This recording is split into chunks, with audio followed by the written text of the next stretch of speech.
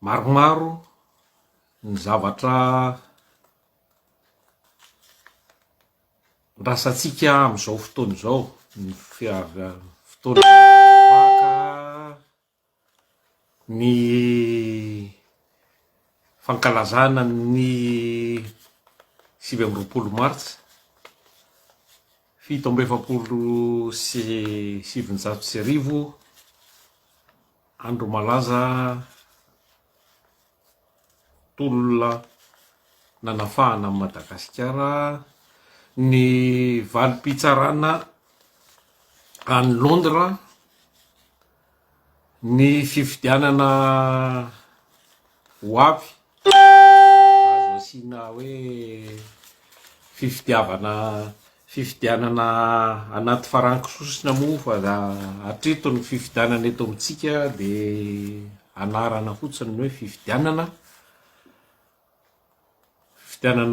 député zany na solombavam-bahoaka zay azo lazaina fa fototry ny fitantanana amin'ny firenena satria tsy misy fitondrana raha ny tokony ho izy sy hijoro eto raha tsy misy ny anteny meram-pirenena zay heriny tokony izy moa de tokony ho solotena ny vahoaka malagasy. Ao koa ny fifidianana mera ary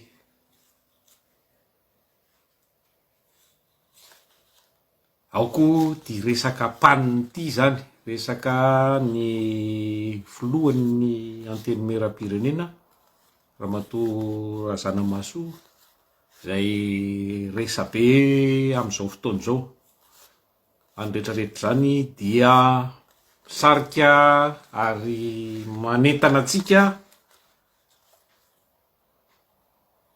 andray anjara amin'ny serasera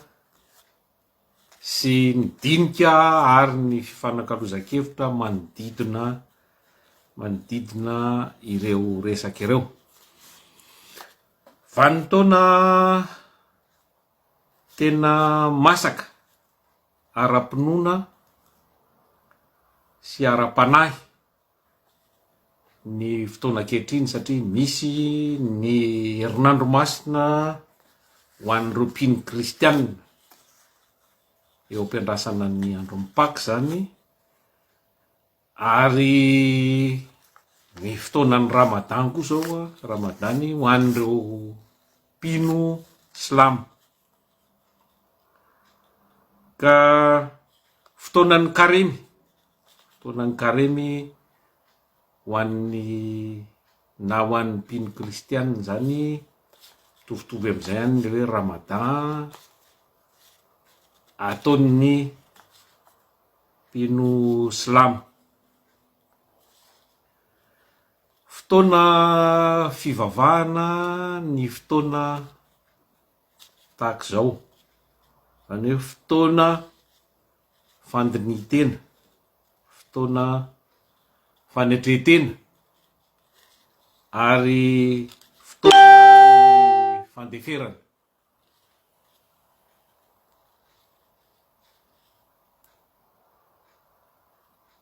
Ary fotoana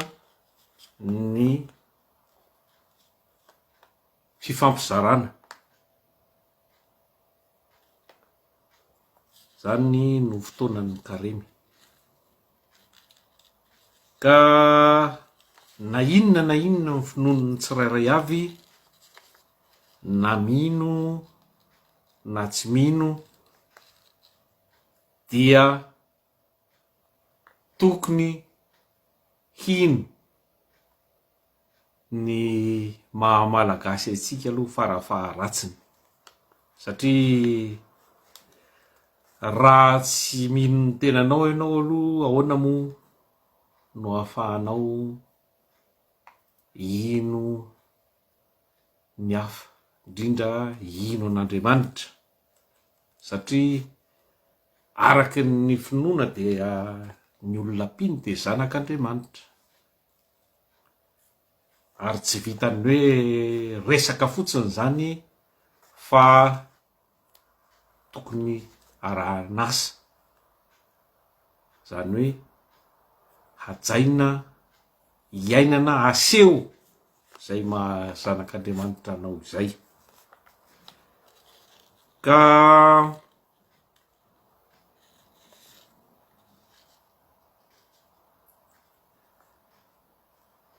voatseritsika resaka ny hoe mino malagasy antsika zany, de voatseritsika ny nankalaza ny taom-baovao malagasy zay mbola tsy mitombina tsara moa am'izao fotoana zao ny daty andro ankalazany zany, ka zany de mila ezaka mba ho afaka iray saina, iray intsika tovy hevitra amin'io fankalazana ny taom-baovao malagasy io, mba ho fety iraisan'ny malagasy rehetra tsy akanavaka, ary andro ray zay mampiavaka atsika am'ireo firenena mponina any amin'ny firenena maneran'izao tontolo zao. Ka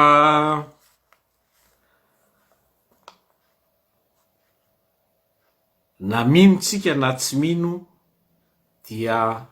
resaka fanahy no atao hoe finoana. Olona tsy misy fanahy tsy afaka ino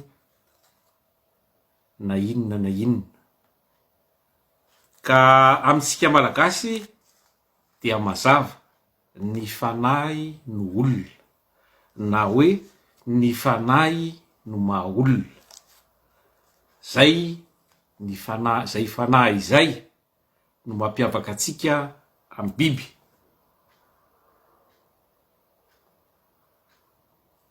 Zay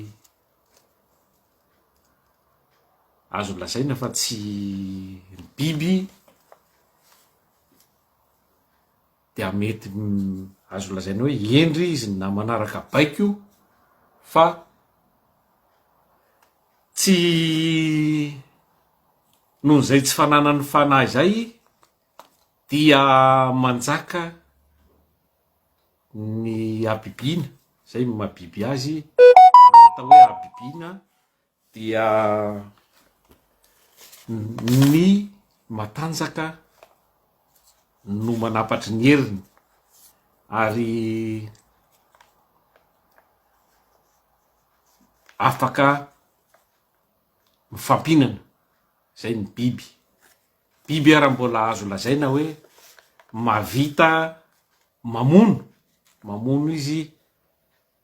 mba amelomany ny tenany fotsiny, sakafony zany itazomany amin'ny ainy, fa tsy mandringana ny biby mitovy aminy. Azo lazaina hoe endry lavitra noho ny olombelona am'izao fotoana zao zany ny biby, raha mijery an'izao zava-misy eran-tany, ady etsy, ady eroa, korotana atsy, korotana roa. Ka zany rehetrarehetra zany dia tokony mba hisarika ny saitsika, mba andiny tena ary anetry tena, mba hiezaka mba hietsara kokoa. Ka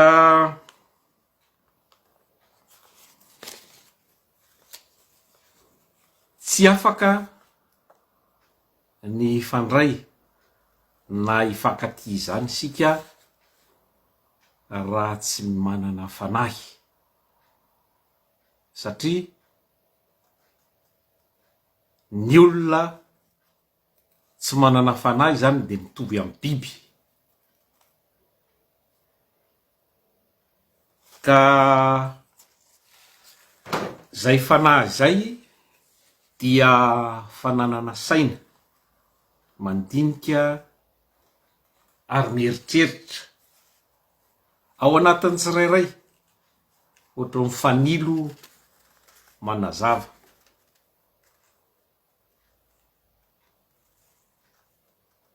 fanahy atsona zay fahazavana zay zany le fanahy pahendrena fahendrena zany fananana ny olona manana fanahy dia manana fahendrena zany ny finoan'ny razantsika ka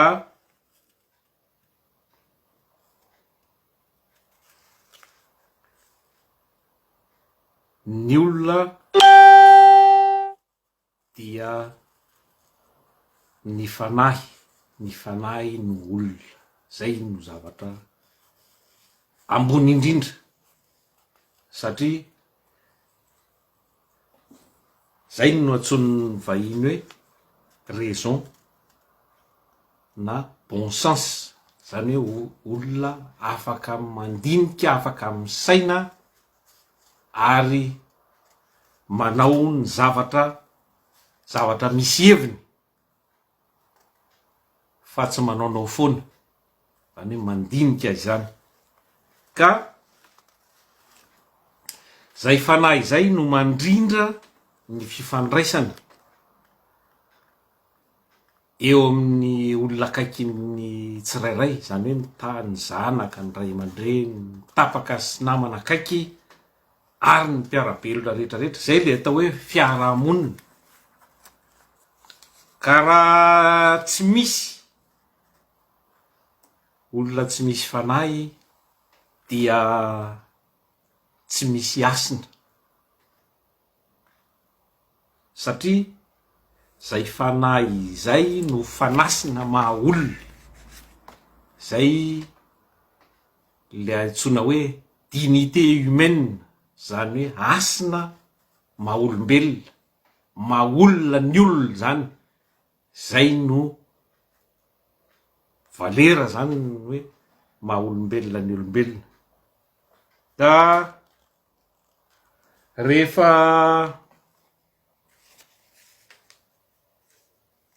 tsy manaja tena dia tsy afaka anaja ny hafa ary rehefa tsy manaja ny tena koa dia tsy ajain'ny hafa ka rehefa tsy misy fanahy zany ianao tsy misy fanajana ny hafa dia tsy mame asina ny tenanao sy tsy mame asina ny hafa zay le tsy fanomezana asina zay no atsony ny vahiny hoe mépris zany hoe manamavomavo manao tsinitsinina manafoka manabarabara azo lazainy hoe manalika mihitsy ara ny hafa rehefa tsy manana an'izay fanahy zay anao de manao fanahim-biby manao toetram-biby zany ny lainga ny fitaka ny tsy fahamarinana ny tsy fikarakarana ny mpiarabelona indrindra raha hoe olona olom-boafidy zany ianao manana ny toerana nametrahana anao dia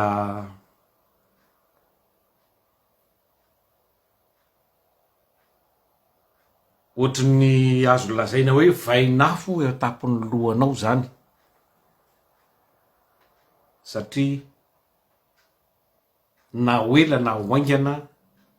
dia manody ny tsy fanajana sy ny fanaovana tsinitsinina ny hafa satria manana ny asiny ny olona rehetra tsirairay avy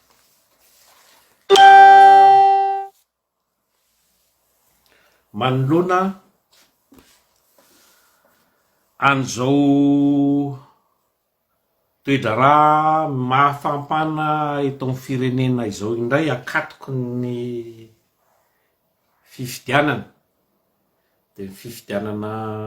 solombavam-bahoaka zany fifidianana mera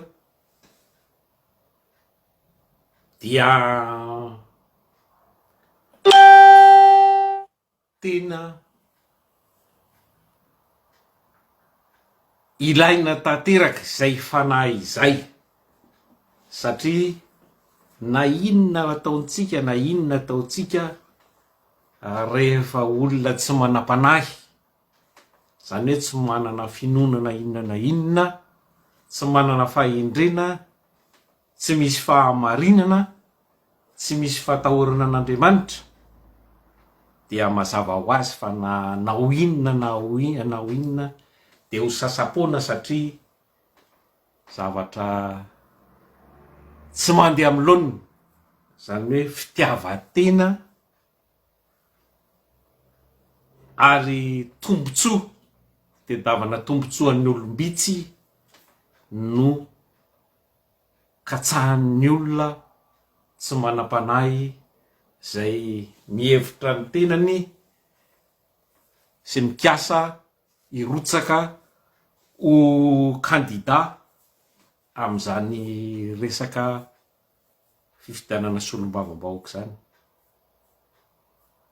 Satria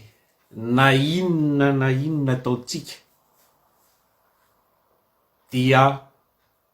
tsy havita inona eto amin'ny firenentsika, zany hoe vola izany. Raha ny vola no nampandroso ny firenena, efa itsika no firenena lasa lavitra indrindra teto ambonin'ny tany, satria ankoatra ny fanampiana zay azontsika dia manana ny arena voajanahary zay tsy tapesipesena ny firenentsika, fa noho tsy fisian'izay fanahy eo amin'ny mpitondratsika, eo amin'ireo milaza ho mpitondra moa amin'izao fotoana izao, dia azo lazaina fa tany tsy misy fanjakana ny Madagasikara, satria mpitondra anaty farankisosina, nanao amboletra, maka fahefana amboletra, tsy afaka hanaja izay fahamarinana izay. Zany hoe olona tsy misy fanahy, tsy manaja ny tenany, tsy manaja ny hafa, manalika ny hafa, dia tsy hamahan'ny olana misy eto amintsika velively. Satria raha olona metehitra amin'ny vola sy metehitra amin'ny hery ny basy, dia tsy hitondra soa ho an'ny firenena na oviana, satria tsy hanaja ny asina maha-olombelona mihitsy na oviana, satria ny asina voalohany maha-olombelona ny olombelona, ny asina voalohany indrindra dia ny fahafahana. Rehefa tsy manana fahafahana ianao dia mitovy amin'ny biby, tsy misy maha-olona anao. Ka resaka vola ho avy ireo be vola eto amintsika, fa maro moa ireo mpanapitrisa zay amoaka helikoptera. Zao zao ny vahoaka malagasy mijaly vokatry ny traboina noho ny rivo-doza, tsy hita fanjakana matotoa, tsy hita ireo angidim-by. Ho avy ny fotoana hanao propagandy dia angidim-by 10-20 no andehandeha eto, resaka solombavam-bahoaka no vidiana, tsy misy hafa any amin'ireny tany mpanefoefo sy mpanan-karena ohatry ny any Etazonia ireny. Fa rehefa mijaly ary anaty fahasairanana ohatr'izao ny vahoaka, dia tsy misy olona satria efa rahantsika malala fa fanaim-bazaha fanaim-bazaha no ao anatiny ny milaza ho filoha mitondra ny firenentsika ankehitriny ka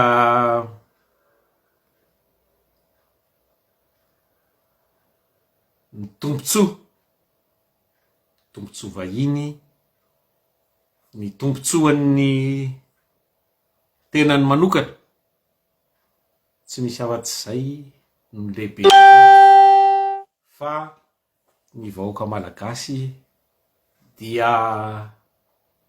tompotra miono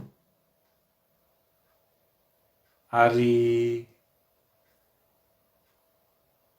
atao anjorombala tanteraka tsy asiana asina tsy asiana vidiny fa dia langialangana fitahana itsakitsahana andro aman'alina ny lalàna mbola iverenako daholo tsirairay moa zany rehetrarehetra izany tany ohatrany tsy fisy lalàna eto amintsika satria ny lalam-panorenana zay itsakitsahana andro aman'alina io no fototra mahafirenena amin'ny firenena rehefa io ny tsy ajaina de naman'ny tsy firenena zany ka mbola maro ny zavatra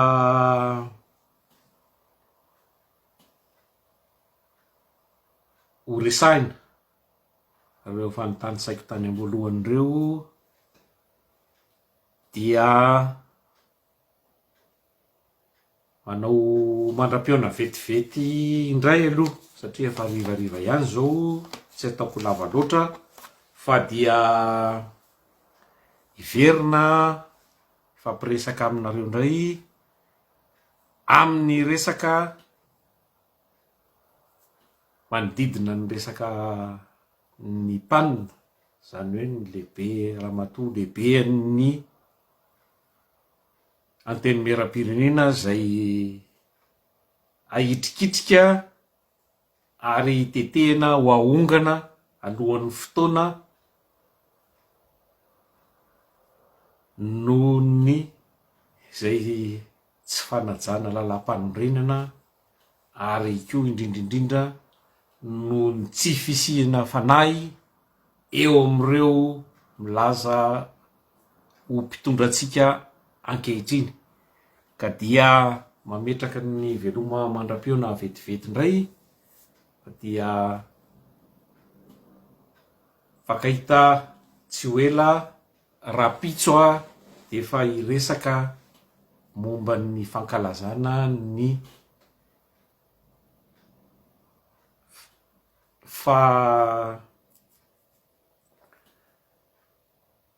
fa firy taona moa zany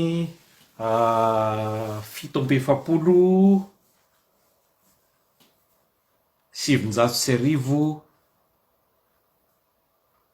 tolom-panafahana